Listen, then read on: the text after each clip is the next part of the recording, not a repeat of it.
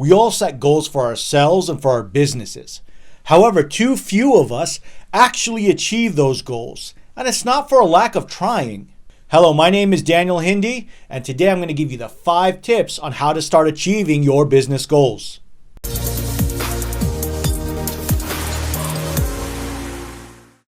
Setting goals for ourselves and our businesses is extremely important.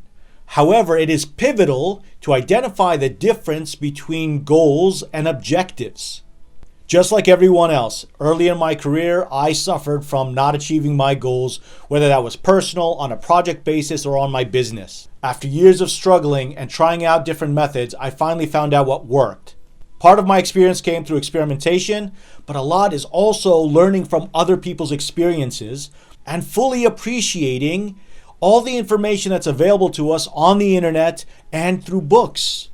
One of the books I read was for Peter Drucker. He identified something called SMART objectives. SMART is an acronym that we'll define later on in this video. I'll also explain how to implement it and how to get your team on board and aligned with your goals. Tip number 1. Identify clearly your goals and objectives and remove the confusion between the two. Your goals are the outcomes that you want. Your objectives are how you achieve those goals. It's extremely important that you identify a good goal. Not all goals are good. They need your attention and focus so you could really think through what a proper goal for your business is. You can identify a bad goal by something that sounds like make more money, become the next unicorn, be on the cover of Forbes. These are goals everybody wants and sort of goes without saying. That's not really the goal of your business, why your business is different than others. You want to try to identify your goal not through monetary reasoning, but more for the purpose your business serves. So a bad goal, make more money. A good goal would be the number one choice for my customers in this market sector.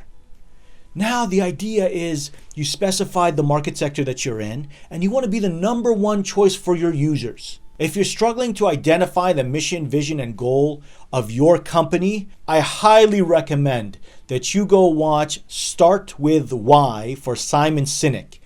Please do yourself a favor and actually watch it and understand what he's trying to say there. It's a beautiful resource to understand what is the soul of your company. Why does your company exist? So if our goal is to be the number one choice for our customers in this market sector, our objectives should be what is going to get us to that goal, what is going to allow us to achieve that goal. So for example, it could be increase brand trust. It could be provide 24-hour support to our customers. Reduce our bug debt by 50%. Before we go on to point number 2, make sure you like and subscribe so you stay updated on our latest content.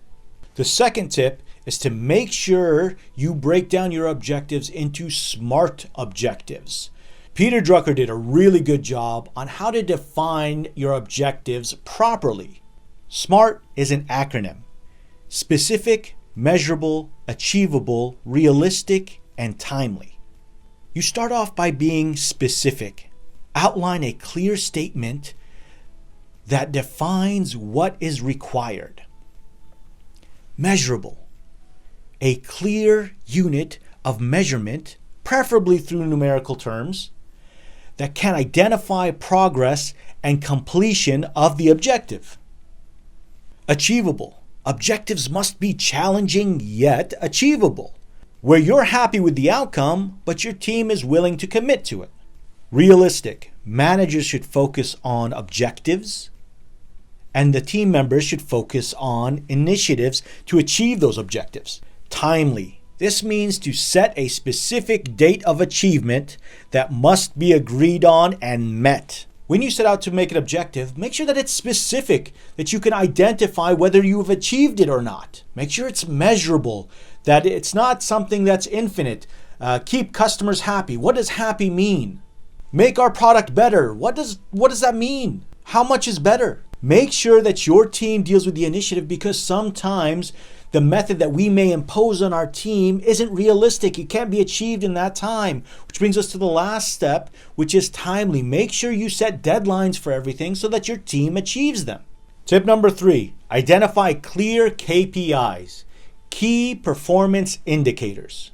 If we're going to concern ourselves with the objectives and our team's going to concern themselves with the initiatives to achieve those objectives, we need to make sure that we have predefined measurements, preferably numerical, so that we can measure success and increase transparency, so we know if we're going to hit our goal or not, and better yet, so that we know if we're on track to hit our goal or not.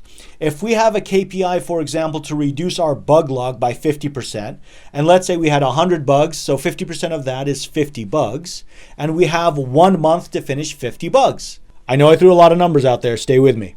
So I have 1 month to fix 50 bugs. If halfway through the month only a third has been fixed, you know that you're not on track to finish it on time. So it gives you the ability to track progress and allows you to forecast to whether you're going to hit your goals or not.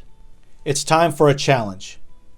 I want to challenge everybody to leave in the comments below what their previous goal was and what has it become. After you defined why does your business exist? How did you redefine your mission, your vision, and your goal? From I want to make money to be a leader in my industry. I'm really interested in that change so all of us can benefit from each other and to see how we made that change when we truly understand why we exist as a business. Tip number 4, autonomy to your team. If we're going to delegate initiatives off to our team, they need to be autonomous to make their decisions to live and die by. If we're too busy micromanaging them, sometimes we get in the way. Yes, sometimes you get in the way. Let them do their job the best way they know how. You need to be able to trust your team so you can scale your company.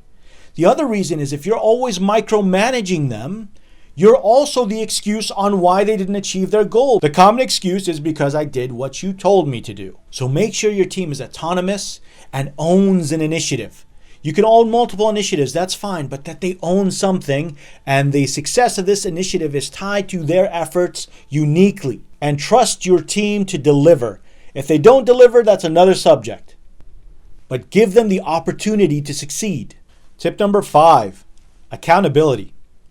Now that we've identified a true goal and the objectives on how to achieve that goal and assigned to our team the initiatives and given them clear KPIs for those SMART objectives, now we need to hold them accountable. And that starts with something as simple as putting on your calendar and inviting all your stakeholders to a meeting at the end of the pre-assigned date so that you can all report on your objectives and if you achieved them or not. All your managers need to attend this and report amongst each other.